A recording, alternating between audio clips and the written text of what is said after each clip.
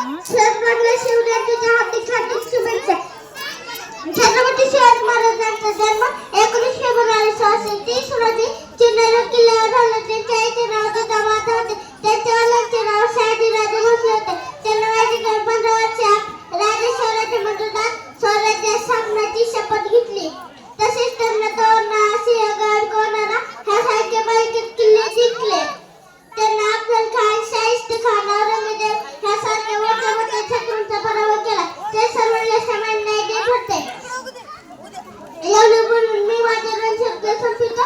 जे जाऊ दे शिवराय. जाता जाता एवढंच म्हणतो, कलम नव्हता कायदा नव्हता, कलम नव्हता कायदा नव्हता, तरीही चुकी होती प्रजा, कारण की सिंहात असणार होता